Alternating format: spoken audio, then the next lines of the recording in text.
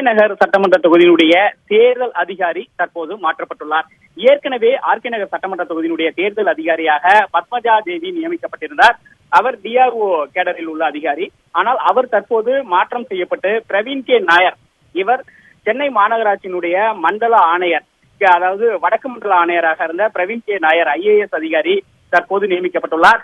இவர் ஏற்கனவே பத்மஜா தேவி வகித்து வந்த ஆயுதிராவிட நலத்துறையும் கூடுதலாக இவர் தற்போது இவருக்கு கொடுக்கப்பட்டுள்ளது.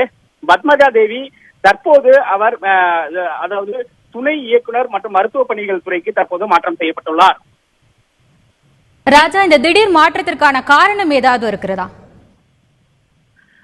ஏற்கனவே ஆர்கே நகருடைய தேர்தல் அதிகாரியாக இருந்த பத்மஜா தேவி, அவர் ஏற்கனவே கடந்த முதலமைச்சர் மறைந்த முதலமைச்சர் ஜெயலலிதா தற்போது போட்டியிட்ட போது அவர் தான் தேர்தல் அதிகாரியாக அங்கு நியமிக்கப்பட்டார். இந்நிலையில் அவர் அந்த தொகுதியினுடைய தேர்தல் அதிகாரியாக தற்போதும் செயல்படுவார் என்று அறிவிக்கப்பட்டது.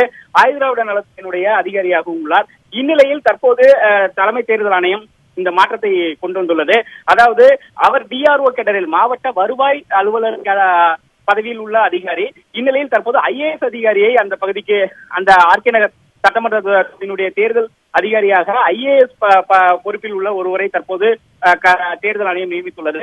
தற்போது ஆர்கே நகர் சட்டமன்ற தேர்தல் என்பது அதிமுக்கியத்துவம் வாய்ந்ததாக பார்க்கப்படுகிறது.